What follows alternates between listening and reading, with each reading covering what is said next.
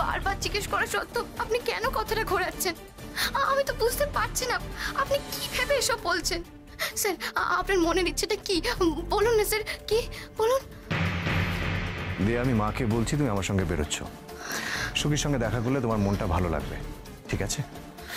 ও হ্যাঁ, তোমার আইডেন্টিটি কার্ডটা সঙ্গে নিয়ে নিও।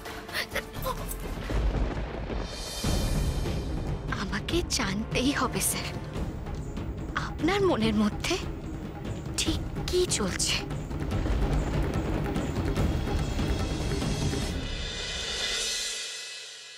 বেরোবি মানে? স্নান নেই, খাওয়া নেই, দাওয়া নেই, হঠাৎ করে দুজনে কোথায় বেরোবি? তাছাড়া সকাল থেকে দিয়া তো এই বেরোনোর কথা আমাকে একবারও বলেনি। মা, দিয়া 1000টা কাজে ব্যস্ত থাকে, হয়তো বলতে ভুলে গেছে। আমরা জাস্ট যাবো আর আসবো, বেশিক্ষণ লাগবে না। কোথায় বেরোচ্ছিস সেটা বলে গেলে নিশ্চিন্ত হতাম। অবশ্য মাকে বলে বাড়ি থেকে বেরোনোর পার তো অনেকদিন আগেই চুকিয়ে দিয়েছিস। চুকিয়েছে, বেস্ট করেছে। বৌমা, ওরা কিন্তু বড় হয়েছে, সব ব্যাপারে তোমার কাছে জবাবদিহি করে, এটা তো খুব মুশকিলের ব্যাপার। বড় ভাই, তুই যা বড়নাথ বউকে নিয়ে একটু ঘুরে আয়, ও বেচারা বড্ড মনে মনে আঘাত পেয়েছে। বৌমা, ওরা একটু ঘুরে আসুক, তুমি আর এটা আপত্তি করো না। আপত্তি করছি না মা, ওরা বেরোলে বেরো, তবে শাশুড়ির সঙ্গে লুকোচুরি না খেললেই পারতো দিয়া। ও তো সোজা এসে আমাকে বললেই পারতো যে ওরা দুজন বেরোবে। সব সময় আর্যকে শিখণ্ডে দাঁড় করানোর যে কি প্রয়োজন সেটা আমি বুঝতে পারছি না। মা, তুমি এই সামান্য ব্যাপার নিয়ে কেন এতটা রিয়াক্ট করছো? বেরোনোর ডিসিশনটা আমি নিয়েছি, তাই আমি নিজে তোমাকে বলতে এলাম। হ্যাঁ, তুই তো এখন তোর বউকে গার্ড করবি। মা, এই গার্ড করবি কথাটার সাথে আমি একমত নই।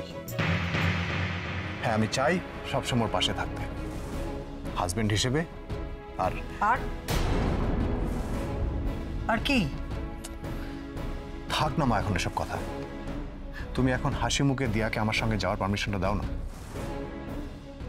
সে তো এখানে নেই, তাই হাসি মুখে পারমিশন দিচ্ছি কি রাগের মাথায় পারমিশন দিচ্ছি তাতে কি যায় আসে? যায় আসে মা।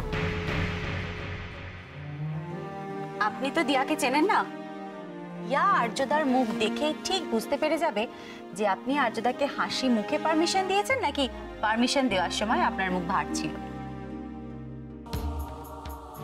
বাবা, এই তো দেখছি মেয়ের একই অঙ্গে শতরূপ। আরো যে কত নাটক দেখা বাকি আমার কে জানে। যা আর্য, যা।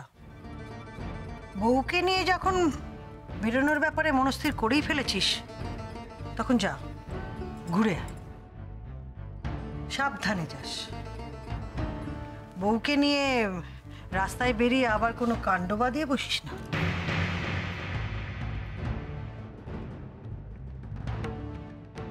শুনলি?